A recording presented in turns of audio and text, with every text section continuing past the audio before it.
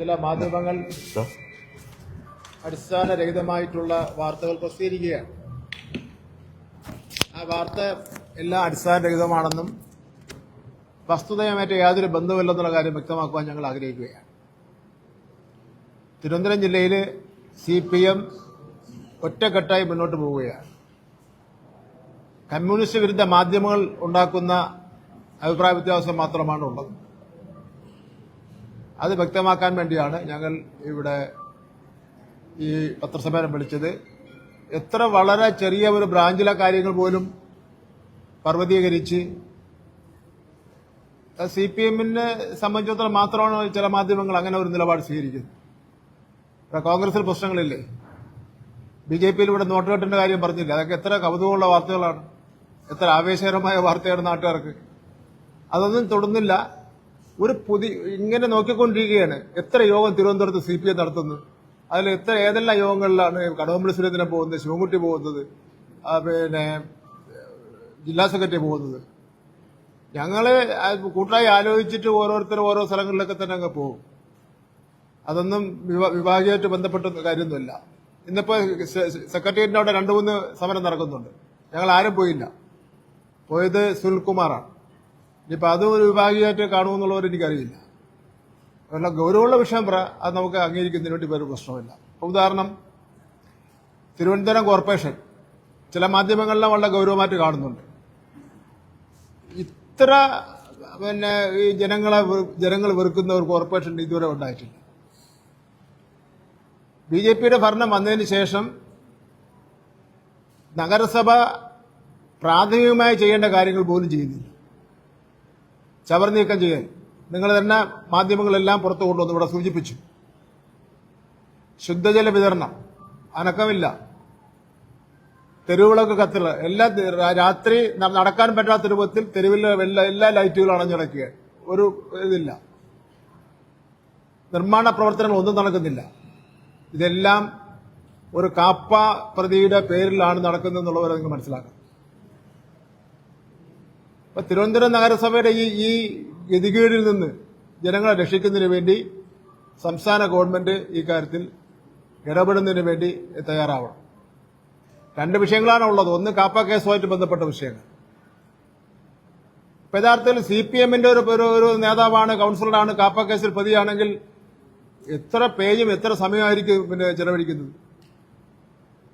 അതിൽ മാധ്യമങ്ങൾ പക്ഷപാതപരമായ നിലപാട് സ്വീകരിക്കുന്നു എന്നുള്ള ശക്തമായ അഭിപ്രായം ഞങ്ങൾക്കുണ്ട്. ഇന്നലെ മുഖ്യമന്ത്രി വയനാട് സന്ദർശിച്ചല്ലോ. ഓരോ ചാനലിലും കൊടുത്ത സമയമൊക്കെ ഞങ്ങൾക്കറിയാം. മുൻ മുഖ്യമന്ത്രി പ്രതിപക്ഷ നേതാവ് അവിടെ സന്ദർശിച്ചപ്പോൾ ഓരോ ചാനലിലും കൊടുത്ത സമയത്തെ സംബന്ധിച്ചിടത്തോളം ഞങ്ങൾ അതെല്ലാം നോക്കിക്കൊണ്ടിരിക്കുകയാണ്. ഇന്ന് കേരളത്തിലെ ഏറ്റവും പ്രമുഖ പത്രത്തിന്റെ അകത്തെ ഒറ്റ കോളം ഫോട്ടോയാണത്. ഒരു സിംഗിൾ കോളം ഫോട്ടോ. കേരളത്തിൽ ഏറ്റവും കൂടുതൽ പ്രചാരമുണ്ടെന്ന് അവകാശപ്പെടുന്ന ഒരു പ്രമുഖ പത്രം ഇന്നലെ ഉണ്ടായിട്ടുള്ള ദുരന്ത പ്രദേശം സന്ദർശിച്ച കേരളത്തിന്റെ പ്രതിപക്ഷ നേതാവിന്റെ ചിത്രം കൊടുത്തത് അകത്തൊരു പേജിനകത്ത് ഒരു സിംഗിൾ കോളം.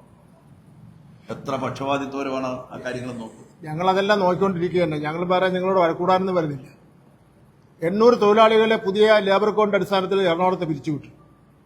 മുൻ ലേബർ മന്ത്രി എന്നുള്ള നിലയിൽ ഞാൻ പത്രസമ്മേളനം നടത്തി. കേരളത്തിലെയും വലിയ മുത്തശ്ശി പത്രം എന്നൊക്കെ പറഞ്ഞ ഒരു പത്രം ഒരു വാക്ക് കൊടുത്തിട്ടില്ലല്ലോ. മാധ്യമ പ്രവർത്തകരെയും കൂടെ പിരിച്ചുവിടുമ്പോൾ മാത്രമേ ഒരു വേദന ഉണ്ടാവുള്ളൂ മാധ്യമ പ്രവർത്തകർക്ക്. ഈ വകുപ്പ് അനുസരിച്ച് പിരിച്ചുവിടാനുള്ള വകുപ്പുണ്ട്. എന്നാലും ഞങ്ങളെന്ന് നിങ്ങളോടുണ്ടാവും. കാര്യത്തിൽ ഒരു സംശയമില്ല. ഇന്നിപ്പോ കഴിഞ്ഞ LDF ഭരണകാലഘട്ടത്തിൽ രാവിലെ എണീറ്റാൽ ഇന്നത്തെ ആരോഗ്യവകുപ്പ് മന്ത്രി മുരളീധരൻ ആരോഗ്യ വകുപ്പിനെ സംബന്ധിച്ചിടത്തോളം, ആരോഗ്യമന്ത്രി സംബന്ധിച്ചിടത്തോളം ഒരു പ്രസ്താവന ഇറക്കിയില്ലെങ്കിൽ അദ്ദേഹത്തിന് അന്നത്തെ ദിവസം കഴിഞ്ഞു പോകാൻ വേണ്ടി പ്രയാസമാണ്. എന്തെല്ലാം പ്രശ്നങ്ങൾ ആരോഗ്യ മേഖല നടന്നുകൊണ്ടിരിക്കുന്നത്. ജനങ്ങളുടെ ജീവനും കൊണ്ട് പന്താടുകയാണ്. ഇന്നിപ്പോ നമ്മുടെ എറണാകുളം നമ്മുടെ നെയ്യാറ്റിൻകര നടന്നിട്ടുള്ള മരണം, രാജേഷിന്റെ മരണം, അത് അവിടുത്തെ സെക്യൂരിറ്റിയിൽ നിൽക്കുന്ന പാവപ്പെട്ട ജീവനക്കാരെ തലയിൽ ചാരിക്കൊണ്ട് മാത്രം മാറാൻ വേണ്ടി പറ്റുമോ? ആ മരണത്തിൽ ആരോഗ്യമന്ത്രിക്ക് ഉത്തരവാദിത്വമുണ്ട്, ആരോഗ്യ വകുപ്പിന് ഉത്തരവാദിത്വമുണ്ട്. സമഗ്രമായ അന്വേഷണം നടത്തണം. എന്ന് മാത്രമല്ല കുടുംബത്തെ സഹായിക്കുന്നതിനുള്ള നടപടി സ്വീകരിക്കണം. ബഹുമാനപ്പെട്ട ആരോഗ്യവകുപ്പ് മന്ത്രിയുടെ ഈ വാചകടിയും ആൾക്കാരെ കളിയാക്കുന്ന നിലയിലുള്ള പ്രസ്ഥാനങ്ങൾ മതിയാക്കിയിട്ട് മര്യാദയ്ക്കിരുന്ന് ഈ മരുന്നും ഒക്കെ കൊടുക്കുന്നതിന് വേണ്ടിയുള്ള സൗകര്യങ്ങൾ ചെയ്യണം. സ്ഥലം മാറ്റം ആരോഗ്യരംഗത്ത് വലിയ താറുമാറാക്കിയിരിക്കുകയാണ്. ആരോഗ്യ ഡോക്ടർമാരെയും മറ്റ് ആരോഗ്യരംഗത്തെ പ്രവർത്തകരെയും തെക്കും വടക്കും നടത്തിയിരിക്കുന്ന സ്ഥലമാറ്റം ആരോഗ്യരംഗത്തെ പ്രവർത്തനത്തെ സ്തംഭിപ്പിച്ചിരിക്കുകയാണ്. ഈ വാർത്തകൾക്ക് തന്നെ പ്രാധാന്യം കൊടുക്കുക. അവിടെ ഡോക്ടർമാരും ഇല്ലായിരുന്നു. അതാണ് പ്രശ്നം. അല്ലാതെ അന്വേഷണം നടത്തുന്നത് സെക്യൂരിറ്റി ജീവനക്കാരെ ഈ വന്ന ആളിനെ ക്യൂവിൽ നിർത്തിയോ ഇല്ലയോ എന്നുള്ള അല്ല അന്വേഷണം നടത്തേണ്ടത്. സമഗ്രമായ ഒരു അന്വേഷണമാണ് അവിടെ നടത്തേണ്ടത്. ഡോക്ടർമാരുണ്ടായിരുന്നോ? എന്തുകൊണ്ട് അയാൾക്ക് സമയത്ത് മരുന്ന് കൊടുത്തില്ല? എന്തുകൊണ്ട് അയാൾ ഐസിയുവിൽ ആവശ്യമായ ക്രമീകരണം നടത്തിയില്ല? ഇത് പല സ്ഥലങ്ങളിലും സംഭവിച്ചുകൊണ്ടിരിക്കുകയാണ്. അതൊക്കെയാണ് നമുക്ക് പ്രാധാന്യത്തോടുകൂടി കൊടുക്കേണ്ടെന്നുള്ള കാര്യമാണ് ഞങ്ങൾക്ക് പറയാനുള്ളത്.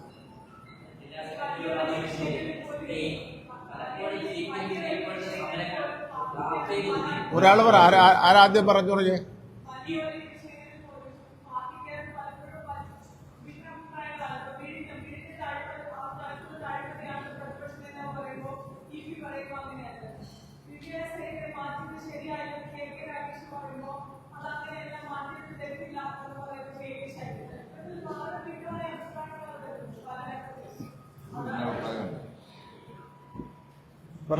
അല്ല, അതിലെ ഇപിയുടെ അഭിപ്രായം എന്താണെന്ന് യഥാർത്ഥത്തിൽ വ്യക്തമല്ല. അദ്ദേഹം ഏത് കോണ്ടെക്സ്റ്റിൽ ഏത് കാര്യത്തെ സംബന്ധിച്ചാണ് പറഞ്ഞതെന്ന്. ഇത് അരിയാഹാരം കഴിക്കുന്ന മലയാളിക്ക് മുഴുവൻ അറിയാം. ഈ കച്ചവടത്തിൽ ഈ 49% ഷെയർ വിൽപ്പനയിൽ വൻ തോതിലുള്ള കൊള്ള നടക്കുന്നുണ്ട്. അതിനിപ്പോൾ പ്രത്യേകിച്ച് ആരെയും ബോധ്യപ്പെടുത്തേണ്ട കാര്യമൊന്നും എല്ലാവർക്കും അറിയാം. ശൈലജ ടീച്ചർ പറഞ്ഞത് കോമൺ ആയിട്ടുള്ള ഒരു കാര്യമാണ്. സാധാരണ ഗവൺമെന്റ് മാറുമ്പോഴത്തേക്ക് ഉദ്യോഗസ്ഥരെയെല്ലാം മാറ്റാറുണ്ട്. പക്ഷെ ഇവിടെ ഒരു പ്രത്യേക പ്രശ്നം മുൻ മുഖ്യമന്ത്രി പറഞ്ഞൊരു കാര്യമുണ്ട്. ഇതിനു മുമ്പും അദാനിയുടെ ഭാഗത്തു നിന്നും ഈ ദിവ്യ എസ് അയ്യരെ മാറ്റുന്നതിന് വേണ്ടിയിട്ടുള്ള നീക്കം ഉണ്ടായിട്ടുണ്ടായിരുന്നു. അന്ന് നമ്മളത് അനുവദിച്ചില്ല. അവർ നല്ലൊരു ഓഫീസറാണ്, സ്റ്റേറ്റിന്റെ താല്പര്യം സംരക്ഷിക്കാൻ വേണ്ടിയിട്ടുള്ള ശ്രമം അവർ നടത്തുന്നുണ്ടുള്ള ബോധ്യത്തിന്റെ അടിസ്ഥാനത്തിൽ അദാനിയുടെ ഭാഗത്തു നിന്ന്, ആ കമ്പനിയുടെ ഭാഗത്തു നിന്ന് വന്ന പ്രപ്പോസൽ നമ്മൾ അംഗീകരിച്ചില്ല എന്ന് പറഞ്ഞിട്ടുണ്ട്. അതിനെ തുടർന്നുള്ള ഒരു കാര്യമാണത്. ഈ രണ്ട് കാര്യങ്ങളെ ഈ നിലയിൽ കാണുന്നതായിരിക്കും നല്ലതെന്ന്. ഒരു കാര്യം നിങ്ങളെ ഒന്ന് അറിഞ്ഞാൽ കൊള്ളാം. ഈ കഴിഞ്ഞ ഗവൺമെന്റ് സമയത്ത് ഇന്നത്തെ പ്രതിപക്ഷ നേതാവ് ഹെലികോപ്റ്ററിൽ യാത്ര ചെയ്തു ദുരന്ത പ്രദേശങ്ങളെല്ലാം കാണുന്നതിന് വേണ്ടി. അന്ന് നിങ്ങളൊരു അഭിപ്രായങ്ങളെല്ലാം പ്രകടിപ്പിച്ചു. ഇന്നിപ്പോ ബഹുമാനപ്പെട്ട മുഖ്യമന്ത്രി ഹെലികോപ്റ്ററിൽ പോയി. പ്രതിപക്ഷ നേതാവായിരുന്നപ്പോൾ ഇന്നത്തെ മുഖ്യമന്ത്രി അതിനെ എതിർത്തു. ഞങ്ങൾക്ക് ഈ രണ്ട് യാത്രയ്ക്കും ഞങ്ങൾക്ക് CPM-നെ സംബന്ധിച്ചുള്ള ഒരു വിരോധമില്ല. കാരണം മുഖ്യമന്ത്രിമാർക്ക് ഇതേപോലെ യാത്ര ചെയ്യേണ്ടി വരും, അത്യാവശ്യം പോവേണ്ടി വരും, അതിനെക്കാര്യത്തിൽ ഒരു സംശയമില്ല. അപ്പൊ ബഹുമാനപ്പെട്ട ഇന്നത്തെ മുഖ്യമന്ത്രി യാത്ര ചെയ്യുമ്പോൾ ഒരു നയം, ബഹുമാനപ്പെട്ട ഇന്നത്തെ പ്രതിപക്ഷ നേതാവ് യാത്ര ചെയ്യുമ്പോൾ വേറൊരു നയം. അതൊരു മാധ്യമ പ്രവർത്തനത്തിന് ശരിയായ രീതിയാണോ?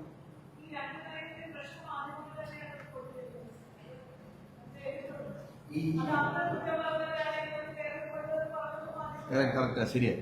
ഈ ദിവ്യാസയെ മാറ്റിയതില് സംബന്ധിച്ച് ശ്രീമതിക്കും അഭിപ്രായമുണ്ട്. കാരണം അങ്ങനെ ഒരു ആരോപണം പറയും സർക്കാർ മാറ്റങ്ങൾ സ്വാഭാവികമാണെന്ന് പറയുന്നത്. അത് ശരിയാണല്ലോ.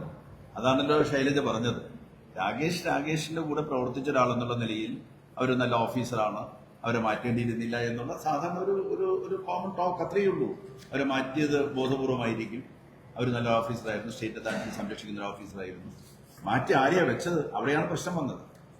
അപ്പൊ അതുകൊണ്ട് അങ്ങനെ ഒരു അഭിപ്രായ പ്രകടനം നടത്തിയെന്നുള്ളത് മാത്രമേ. രാകേഷ് ദീർഘകാലം മുഖ്യമന്ത്രിയുടെ പൊളിറ്റിക്കൽ സെക്രട്ടറി ആയിട്ട് പ്രവർത്തിച്ച ഒരാളാണ്. ആ സന്ദർഭത്തിൽ വിഴിഞ്ഞം പദ്ധതിയുമായിട്ട് ബന്ധപ്പെട്ട് സിഇഒയുമായി അവരുടെ പ്രവർത്തനങ്ങളെ വിലയിരുത്തിയിട്ടുണ്ട്. ആ വിലയിരുത്തലിന്റെ അടിസ്ഥാനത്തിൽ ഒരു സ്റ്റേറ്റ്മെന്റ് നടത്തിയെന്നുള്ളത് മാത്രമേ ഉള്ളൂ. അതിനപ്പുറമുള്ള ഒരു കാമൊന്നും അതിനകത്തില്ല.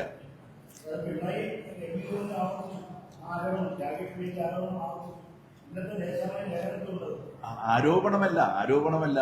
അവര് നല്ലൊരു ഓഫീസായിരുന്നു, അവരെ മാറ്റേണ്ട കാര്യമില്ല. മാറ്റിയത് ബോധപൂർവമാണ്. അവരുടെ നിലവിലുള്ള മുഖ്യമന്ത്രിയുടെ താല്പര്യങ്ങളും അദാനിയുടെ താല്പര്യങ്ങളും ഒക്കെ സംരക്ഷിക്കുന്നതിന് മാറ്റേണ്ടത് അത്യന്താപേക്ഷിതമാണെന്നുള്ള നമുക്കെല്ലാം അറിയുന്നതായിട്ടുള്ള വസ്തുത പറയുന്നു എന്നുള്ള മാത്രമേ.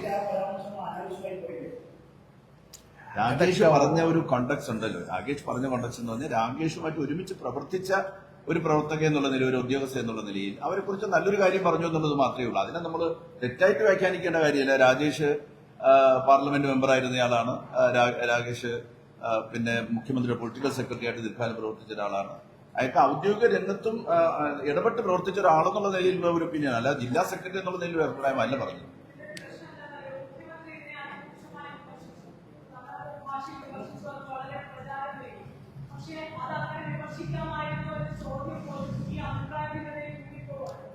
ഇല്ല, മുഖ്യമന്ത്രി ഏത് കാര്യത്തിലാണ് ഈ ഭാഷയിലല്ലാതെ സംസാരിക്കുന്നത്? പ്രതിപക്ഷ നേതാവിന്റെ ആ ഒരു നിലയിൽ നിന്ന് അദ്ദേഹത്തിന് ഇത്രയും ദിവസത്തിനിടയിൽ മാറാൻ വേണ്ടി സാധിച്ചിട്ടുണ്ടെന്ന് തോന്നുന്നുണ്ടോ? അദ്ദേഹം എന്തെല്ലാമാണ് വിളിച്ചു പറയുന്നത്? അദ്ദേഹത്തെ പോലെ ഒരാള് മുഖ്യമന്ത്രി സ്ഥാനത്ത് വരുമ്പോൾ നിശ്ചയമായിട്ടും കുറച്ചുകൂടെ ഒരു പക്വതയും അല്ലെന്നുണ്ടെങ്കിൽ പറയുന്ന കാര്യങ്ങളിൽ കുറെ കൂടെ ഒരു ശ്രദ്ധയും എല്ലാം ചെലുത്തേണ്ടതല്ലേ? ഇങ്ങനെ പ്രതിപക്ഷ നേതാവായിരിക്കുമ്പോൾ കാണിക്കുന്ന ആവേശത്തോടു കൂടി ഈ ബഹളമൊക്കെ കാണിക്കേണ്ട കാര്യമുണ്ട്? അദ്ദേഹം മുഖ്യമന്ത്രിയല്ലേ? മുഖ്യമന്ത്രി സ്ഥാനം വളരെ പവിത്രവും ശ്രദ്ധേയവുമായിട്ടുള്ള സ്ഥാനമാണ്. ആ സ്ഥാനത്തിനനുസരിച്ച് അദ്ദേഹം സംസാരിക്കണമെന്നേ നമുക്ക് പറയാനുള്ളൂ.